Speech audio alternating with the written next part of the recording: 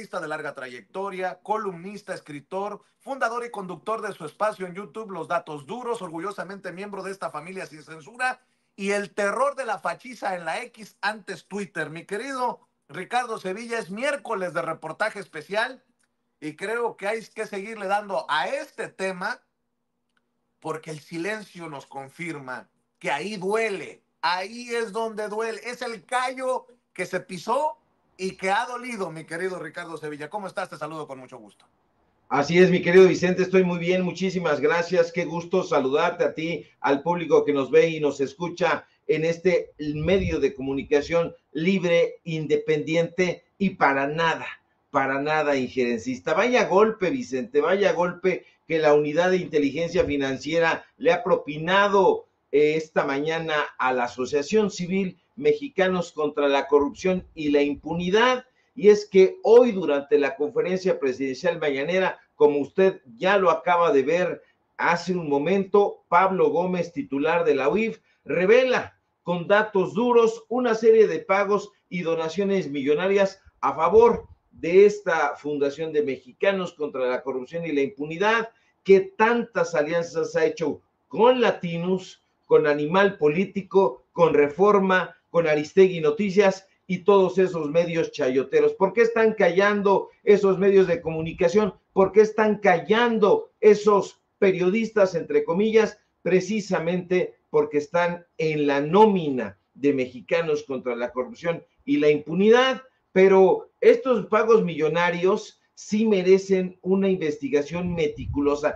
Han dado una cantidad de información, Pablo Gómez, hay que celebrarlo, porque lo ha dicho sin tapujos. Y esto es una parte solamente, estas organizaciones, estas fundaciones como la Rockefeller, la Ford Foundation, la Johnny Catherine MacArthur, son algunas solamente, pero estas donaciones millonarias pues evidencian el completo injerencismo que hay en este país de parte de Estados Unidos. Ahora bien, en esta serie de pagos millonarios escandalosos y a todas luces anómalos, también destacaron, Vicente, aportaciones millonarias que se autoadjudicaron Claudio X González y María Amparo Casar, fundadores y directivos de esa organización civil que ha sido señalada, y ahora ya lo vemos con datos duros, una y otra vez de recibir financiamiento nacional y ya vimos también extranjero para golpear en este caso al gobierno que encabeza el actual presidente Andrés Manuel López Obrador. El titular de la Unidad de Inteligencia Financiera expuso esta mañana diversas tablas de pagos por servicios de ingresos y otros datos financieros correspondientes a esta supuesta ONG, mexicanos, dirían los irónicos, a favor de la corrupción y de la impunidad.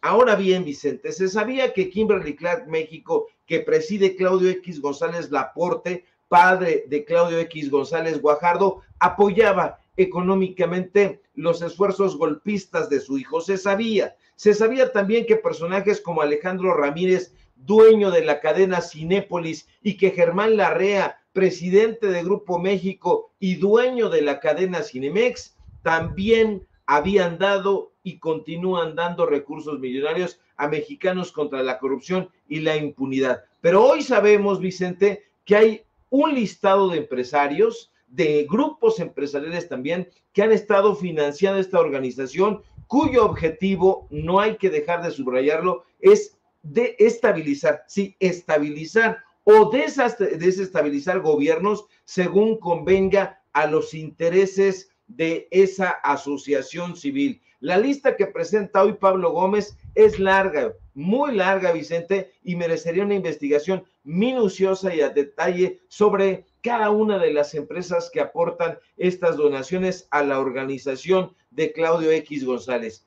Fíjate nada más, hay varias, pero resulta que Grupo Alden ha dado dinero a la fundación de Claudio X González. Hubo un listado, pero no se dan detalles. Nosotros queremos dar detalles a propósito de todo esto. Grupo Alden es una empresa que cuenta con 14 agencias, con 26 marcas, y sus instalaciones están ubicadas en la exclusiva zona de Polanco, específicamente en la calle de Rubén Darío, allá donde vive Loret de Mola, en la colonia Bosques de Chapultepec. Está presidida por un empresario llamado Alberto López de Nava, quien trabajó en los gobiernos priistas desde épocas de José López Portillo. Le digo más, Alberto López Nava es que está financiando a Mexicanos contra la corrupción y la impunidad. En diferentes entrevistas ha dicho con todo cinismo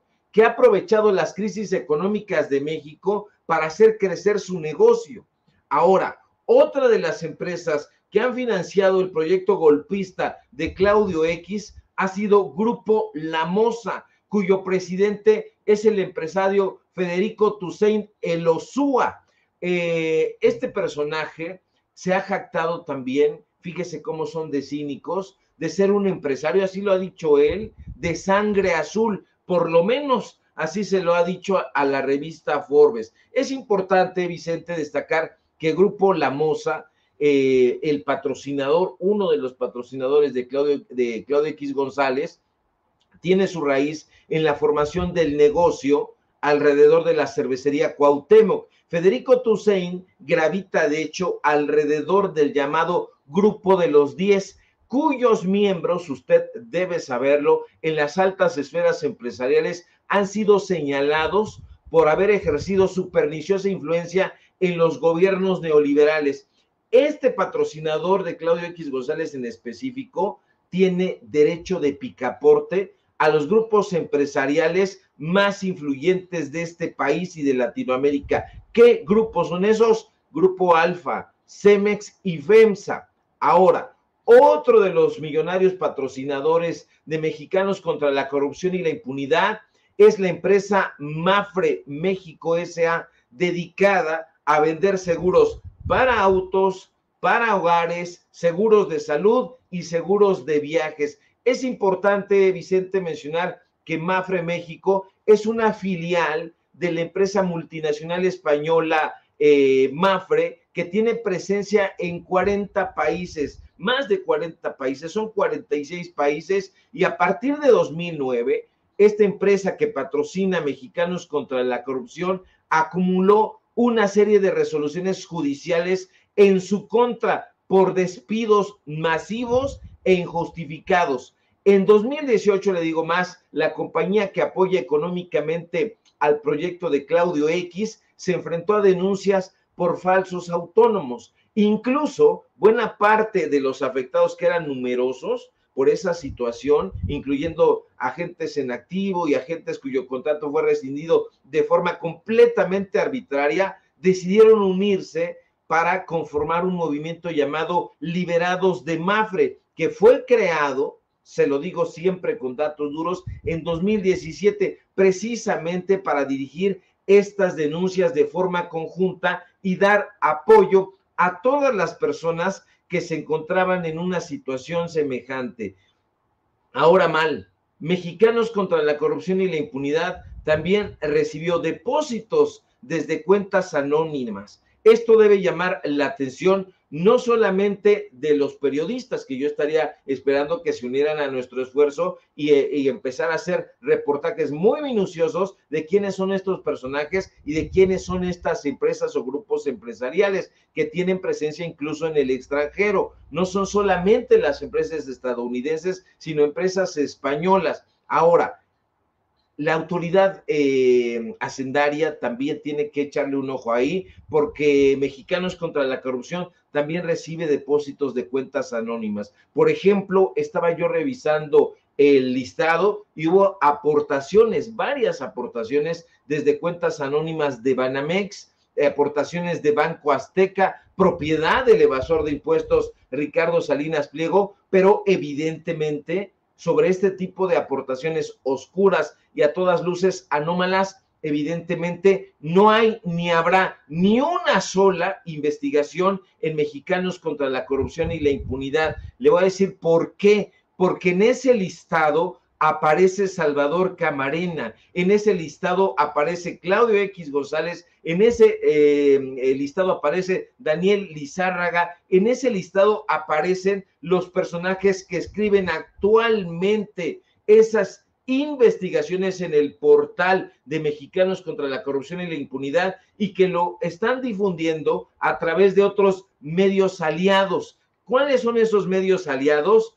Aristegui Noticias, evidentemente Mexicanos contra la Corrupción y la Impunidad, que es el portal, digamos, matriz, pero de ahí van a dar a Grupo Reforma. Entienda usted, Grupo Reforma, que no es solamente el periódico Reforma, sino sus filiales. Tiene una filial en Jalisco, tiene una filial en Monterrey, tiene varios periódicos y entonces allá se reproducen estas investigaciones a modo y financiados por estos personajes y por estos grupos empresariales, también en el financiero. Ahí está Salvador Camarena, que en algún momento fue el director supuestamente de contenidos de investigaciones especiales ahí en Mexicanos contra la Corrupción y la Impunidad. Pablo Gómez da el listado, pero yo hago la invitación a los colegas, hombres y mujeres que nos dedicamos al periodismo, que hagamos esta investigación, no sé, en conjunto. Y si no quieren y No les te da... preocupes, perdón por interrumpirte, no te preocupes. Los grandes periodistas como Lizárraga, como Camarena, como todos estos que tienen relación con Mexicanos contra la Corrupción y la Impunidad, o tuvieron, van a hacer la investigación, no te preocupes. Dales un par de días, Ricardo. Nótese mi sarcasmo. No la van a hacer, mi querido Vicente. Yo hago la invitación a los medios de comunicación independientes, a los periodistas pujantes que están llevando a cabo un trabajo muy interesante, a que nos unamos. Y si no tienen tiempo y están en otra cosa, no se preocupe, que nosotros iniciamos, arrancamos hoy, ahorita en Sin Censura, en un rato más subimos un hilo, minuciosamente quiénes son estos personajes, de parte de quién, egresados de la Anáhuac, que presiden universidades particulares, todo está junto con pegado. Aquí hay gato encerrado, pero no solamente es un gato, sino son gatos que ellos se presumen gatos de Angora. Estos personajes que se presumen en la revista Forbes, que se presumen en Bloomberg como empresarios de sangre azul, son los auténticos titiriteros de todos estos personajes que vemos, de Anabel Hernández, de Carmen Aristegui y de esta gente que se dice periodista y que ya se sabe, vaya, hasta Pati Navidad ya lo sabe. Son unos pinchurrientos, no son periodistas. Fíjate nada más, Vicente, estaba yo viendo un video de Chumel Torres, y Chumel Torres, con esa actitud bobalicona que tiene, estaba haciendo señalamientos en contra de Sin Línea, que Reinaide Ramírez habría dicho que Sin Línea, que no sé qué, que no sé cuánto. Es un soquete porque ni siquiera, bueno, él no ve la mañanera, pero la gente que la ve por él le informó muy, muy mal. No se refirió a Sin Línea, soquete, se refirió a Contralínea, pero tú no sabes nada de eso porque llegas, lees un guión y ni siquiera lo revisas porque lo tienes ahí en las pantallas, porque tienes un teleprompter. Nosotros vamos a llevar a cabo esta investigación. La verdad, mi querido Vicente, público memorioso, bravo por Pablo Gómez. Ha dado solamente, esto es la punta del iceberg. De todo esto tiene que desprenderse una investigación minuciosa que va a llevar mucho, mucho tiempo y que sería digna incluso de que se sacara en un libro. Así que ahí está la invitación, y si no, los reporteros de acá de Sin Censura la sacamos. Usted no se preocupe, que por datos duros no paramos. A ver, Ricardo Sevilla, estoy preocupado. O sea, si Ricardo Salinas Pliego nos anda demandando a un grupo de 20 comunicadores, no sé qué vaya a hacer María Amparo Casar y Claudio X González, si en determinado momento les quitan el financiamiento gringo por culpa de la guerra sucia, concatenada, ya sabes, lo mismo. Ya salió a defenderse, bueno, no a defenderse, a tirarse al piso como víctima María Amparo Casar, la directora de Mexicanos contra la Corrupción y la Impunidad. ¿En dónde? Sí, con Ciro Gómez Leiva. Ahora sí te escucho, Ciro. Muy buenos días. Te escuchamos. Manuel, buenos días. Buenos días, Amparo. ¿Yo hablo así o me vas a preguntar algo, Ciro? Te pregunto tu opinión sobre los 45 minutos recientes en Palacio Nacional. A ver. Perdón, Paremos aquí, mi querido Ricardo Sevilla, porque esto es maravilloso. Maravilloso. Para estos tiempos en los que estamos exhibiendo a hipócritas, a culeros, a sicarios del periodismo.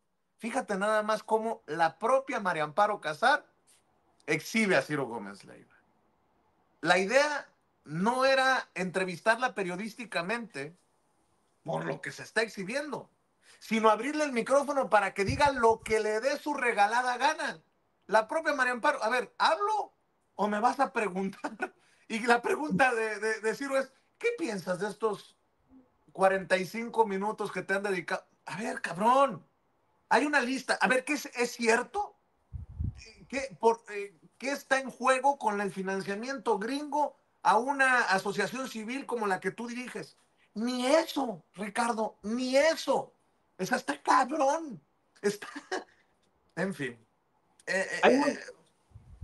Vicente, hay mucho dinero de por medio y aunque estos personajes ya no recibieran el dinero de las asociaciones o de las organizaciones injerencistas estadounidenses, les quedarían todos estos personajes. Alejandro Ramírez de Cinépolis, Emilio Icaza Chávez, le quedaría el propio presidente de Kimberly Clark México, el papá, Claudio Javier González Laporte. Estos personajes han dado alrededor de 40 millones de pesos. 40 millones de pesos. Imagínese usted nada más lo que se podría construir con 40 millones de pesos en términos periodísticos. Híjole, para mí eso es una suma impensable. Yo creo que muchísimos periodistas, si uniéramos todo nuestro dinero, todo nuestro capital durante el tiempo, 5 años que prácticamente estos personajes ganaron esa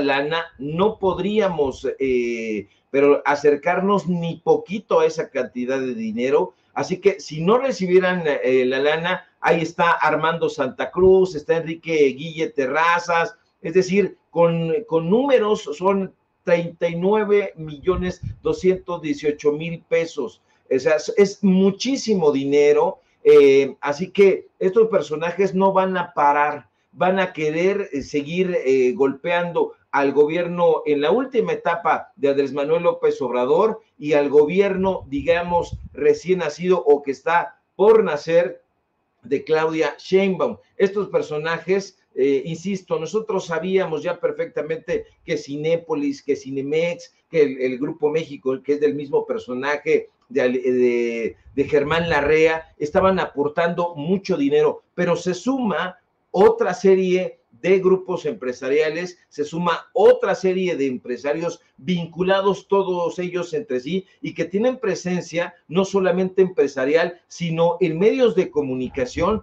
y, ojo, también en escuelas y universidades. Así que de ahí están emanando todos estos supuestos periodistas y si usted revisa la lista minuciosamente, se va a dar cuenta que todos esos periodistas, ahí está en la lista Raúl Olmos, por ejemplo, está Raúl Olmos ahí. Entonces, Raúl Olmos, ¿para quién trabaja? Para Mexicanos contra la Corrupción y la Impunidad. Le paga una muy buena lana, millones. Ahí está el listado que da a conocer el titular de la Unidad de Inteligencia Financiera esta mañana. Y entonces, él eso debilita, pero por completo, ya no debilita, porque debilitado estaba, lo desacredita por completo, porque entonces hubo pagos de por medio de Mexicanos contra la Corrupción y la Impunidad, que recibe a su vez financiamiento de organizaciones injerencistas extranjeras, tanto estadounidenses como españolas, pero además de los grupos empresariales aquí. ¿Para quién trabaja? Público memorioso, Raúl Olmos, Daniel Izárraga y toda esta gente está trabajando para la derecha,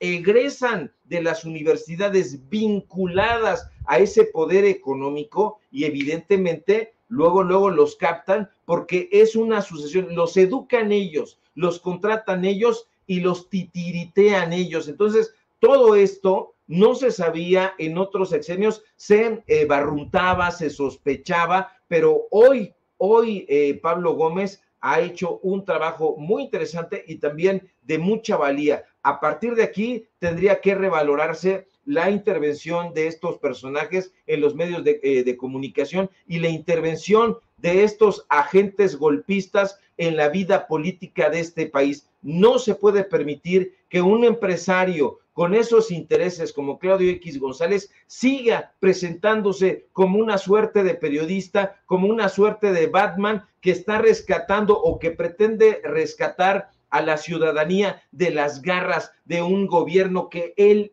dice que es un gobierno de dictadores, que es el que encabeza el presidente López Obrador.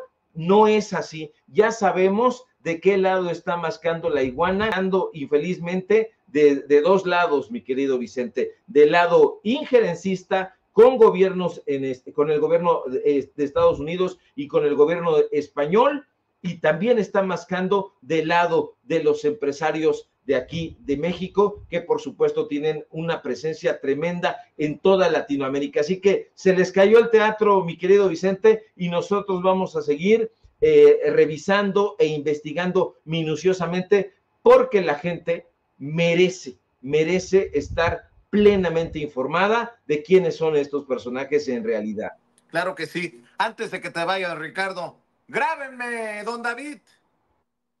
Histórico lo que acaba de ocurrir en el Tribunal Electoral del Poder Judicial de la Federación.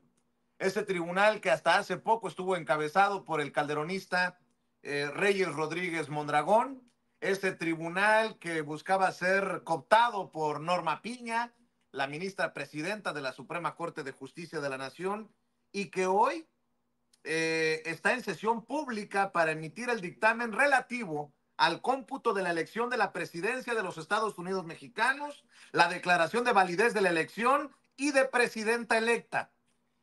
Esto que le vamos a presentar es historia, señoras y señores, y lo ve y lo escucha a través de Sin Censura. Magistrada Presidenta, le informo que de conformidad con el artículo 167 de la Ley Orgánica del Poder Judicial de la Federación, hay quórum para sesionar ya que están presentes 6 magistraturas. El asunto de esta sesión es el dictamen relativo al cómputo final de la elección de la presidencia de los Estados Unidos mexicanos, la declaración de validez de la elección y la declaración de presidenta electa. Ese es el asunto, magistrada Presidenta, magistradas, magistrados. Gracias, señor secretario. Magistradas, magistrados, si están de acuerdo con el asunto de esta sesión, por favor, manifiéstenlo de manera económica. Se aprueba el orden del día. Magistradas, magistrados, pasaremos a la cuenta del proyecto de dictamen relativo al cómputo final de la elección de presidencia de los Estados Unidos mexicanos, la declaración de validez de la elección y la declaración de presidenta electa. Secretario General de Acuerdos, le pido, por favor, de lectura al proyecto de dictamen correspondiente. Con su autorización, magistrada Presidenta, magistradas, magistrados. Doy cuenta del proyecto de dictamen relativo al cómputo final de la elección de la presidencia de los Estados Unidos mexicanos, declaración de validez de la elección y declaración de presidenta electa. En la propuesta que se somete a su consideración, previo a realizar el cómputo final, la declaración de validez de la elección y declaración de presidenta electa, se destacan algunas de las actividades realizadas durante las primeras etapas del proceso electoral. En el caso de la etapa de la preparación de la elección, se resalta que el proceso electoral inició el 7 de septiembre de 2023 con la declaratoria efectuada por el Consejo General del Instituto Nacional Electoral. Que la coalición Sigamos Haciendo Historia registró a la candidata Claudia Sheinbaum Pardo como su candidata, mientras que la coalición Fuerza y Corazón por México a Berta Xóchitl Gálvez Ruiz. También se da cuenta del registro del candidato del Partido Movimiento Ciudadano, Jorge Álvarez Maínez. Se aprobó el diseño e impresión de las boletas electorales y demás documentación electoral. Se establecieron los topes de gastos de precampaña y campaña y la obligación de los partidos políticos a destinar el 50% de los recursos de campaña y los tiempos en radio y televisión para las candidatas, ello con el fin de prevenir y erradicar la violencia política contra las mujeres por razón de género. Se seleccionaron los funcionarios de las mesas directivas de Castilla, se determinó realizar los conteos rápidos y la implementación del programa de resultados preliminares. Se realizaron 3 debates entre las candidaturas en los que se privilegió la participación de la ciudadanía por regiones y la confrontación de ideas y propuestas entre quienes participaron. Se determinó el listado nominal de personas que podrían votar en las elecciones. De manera particular, en esta etapa de preparación de la elección se destaca que, por primera vez en la elección presidencial, se implementaron las modalidades de voto electrónico por Internet y el voto de forma presencial en módulos de recepción instalados fuera del país para personas residentes en el extranjero.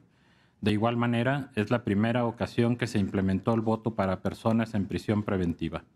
También, por primera vez, se permitió el voto anticipado, el cual fue diseñado para las personas que, por alguna circunstancia temporal o permanente, se encontraban impedidas para acudir a la casilla a ejercer su derecho el día de la jornada electoral, derecho que fue ampliado por esta Sala Superior mediante sentencia a las personas cuidadoras primarias.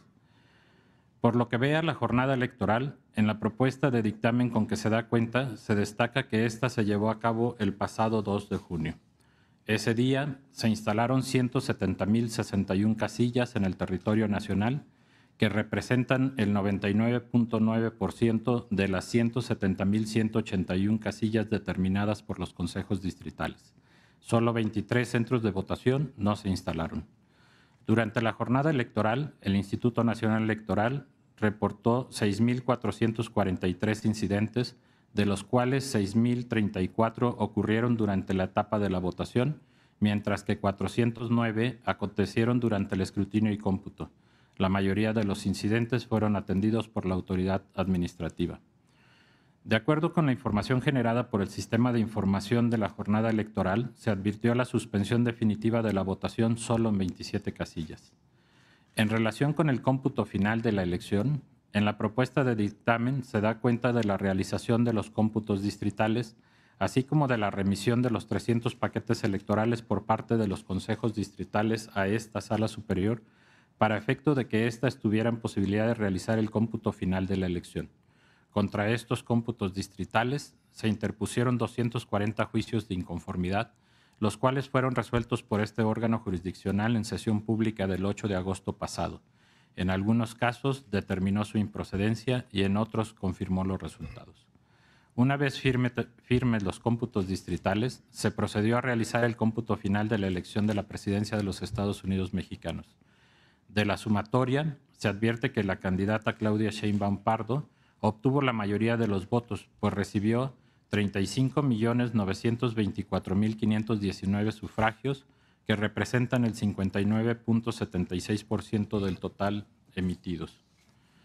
Ahora bien, en relación con la validez de la elección, en el dictamen se propone declarar válida la elección a la presidencia de los Estados Unidos mexicanos, ya que se considera que ésta fue libre, auténtica y periódica y cumple con los principios que rigen la función estatal de organizar las elecciones: certeza, legalidad, independencia, imparcialidad, máxima publicidad y objetividad. Al realizar la verificación de las etapas del proceso electoral, se concluye que los actos previos a su inicio, los actos preparatorios de la elección y la jornada electoral se llevaron a cabo bajo los principios constitucionales mencionados. Algunos, porque al no haber sido impugnados gozan de la presunción de licitud, otros porque fueron impugnados y confirmados por esta Sala Superior, reconociendo su legalidad y constitucionalidad, y en el caso de aquellos que fueron revocados al estimarlos ilegales, fue con la finalidad de restituir el orden jurídico violado. Posteriormente, a través de los juicios de inconformidad interpuesto en contra de los resultados consignados en las actas de cómputo distrital, en los que se solicitó la nulidad de la votación recibida en las casillas por considerar que hubo irregularidades de la entidad tal que afectaron su validez, esta Sala Superior resolvió, en algunos casos, desechar las demandas y en otras confirmar los cómputos correspondientes. De igual manera, esta Sala Superior, al resolver los medios de impugnación correspondientes, declaró infundada la pretensión de nulidad de la elección porque no se acreditó violación a los principios de independencia, imparcialidad y equidad en la contienda. Por otra parte, en cuanto a la elegibilidad de la candidata, en el dictamen se propone estimar que la ciudadana Claudia Sheinbaum Pardo cumple con los requisitos de elegibilidad previstos en los artículos 82 y 83 de la Constitución Política de los Estados Unidos Mexicanos, tal como se verá a continuación.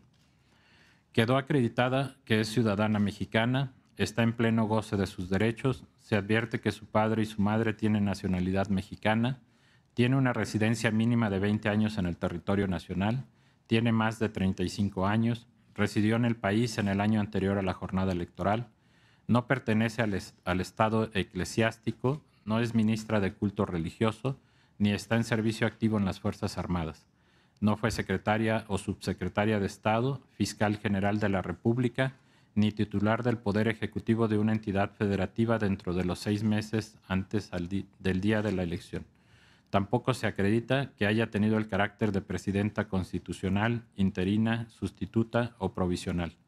Por lo tanto, en el dictamen se concluye que la ciudadana Claudia Sheinbaum Pardo satisface los requisitos constitucionalmente previstos para ser presidenta de los Estados Unidos mexicanos. En el dictamen de cuenta se advierte que la ciudadana Claudia Sheinbaum Pardo es la primera mujer en obtener la mayoría de los votos en una elección presidencial. Por ello, se incluye un apartado en el que se describe la lucha de las mujeres por ejercer sus derechos político-electorales hasta llegar a este momento en que por primera vez una mujer es electa para ocupar la presidencia de los Estados Unidos mexicanos. Finalmente, a manera de conclusión, en el dictamen se propone declarar que la candidata Claudia Sheinbaum Pardo fue la que obtuvo la mayoría de los votos, que la elección es válida por cumplir los principios constitucionales y que ella es elegible por reunir los requisitos establecidos en los artículos 82 y 83 de la Constitución Política.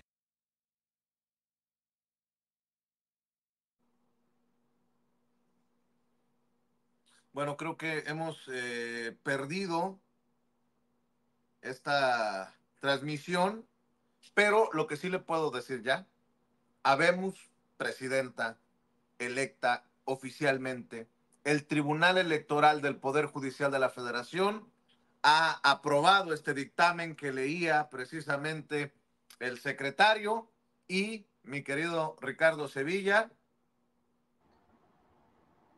Adiós a toda la gritonera, la chilladera de la oposición que buscaban impedir lo que ha ocurrido hace unos minutos en el tribunal.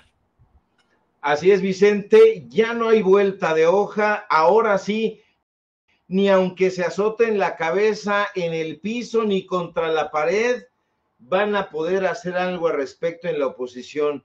Han validado, ya lo escuchó usted, los cómputos distritales, el cómputo total, como dices, mi querido Vicente, habemos presidenta, la primera presidenta en la historia de este país. El Tribunal Electoral del Poder Judicial ha validado a Claudia Sheinbaum como la próxima presidenta de México, aunque rechinen los dientes allá en la cueva de los malandros. El dictamen ha sido unánime, así que ya nadie puede objetarlo. La declaración de validez del proceso electoral ha dado como resultado que Claudia Sheinbaum es la presidenta electa, la presidenta oficial. Lo que venga es ardor, es especulación.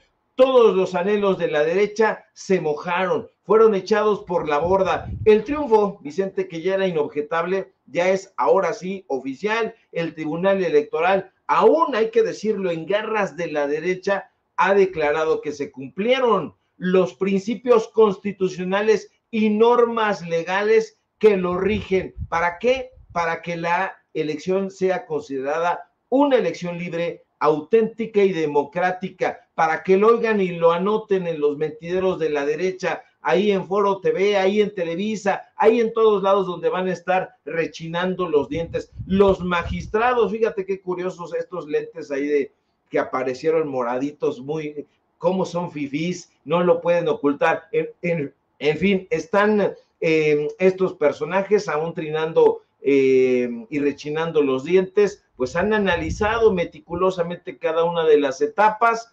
que componen el proceso electoral, y ahí está. No lo dicen en un mentidero, lo dicen en la Sala Superior del Tribunal Electoral. del Poder Judicial. Bueno, pues ahí está.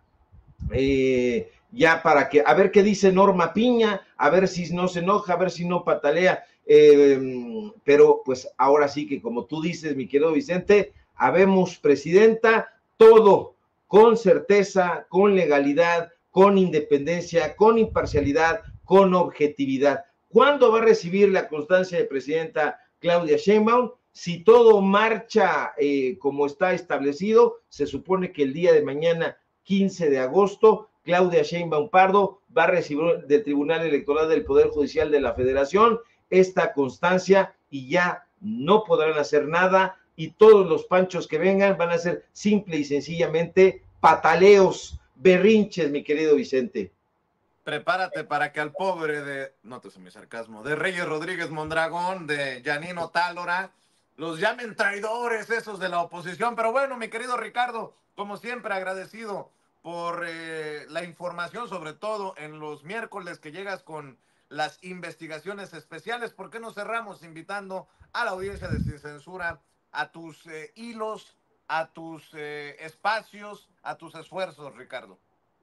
Claro que sí, querido Vicente, y por supuesto que les van a llamar traidores ahí en la derecha, porque no se puede ir en contra de estos personajes, pero los votos, la gente habló. 35.923.669 votos, es decir, más del 59% de la votación de los electores votaron para que Claudia Sheinbaum Pardo sea la próxima presidenta de este país. Síganos, por favor, en nuestras redes sociales, en X, @SevillaCrítico, en Facebook, Ricardo Sevillas y nada más. Síganme, por favor, en paralelo24.mx, en los datos duros. Hoy tenemos informativo en punto de las 9 de la noche y, por supuesto, aquí en La Familia Sin Censura, donde somos orgullosamente miembros y, pues, ahí conduciendo cuando se requiera, mi querido Vicente, porque nos gusta mucho, mucho convivir con la audiencia sin censura. Te mando un fuerte abrazo al público memorioso y estamos pendientes a la información.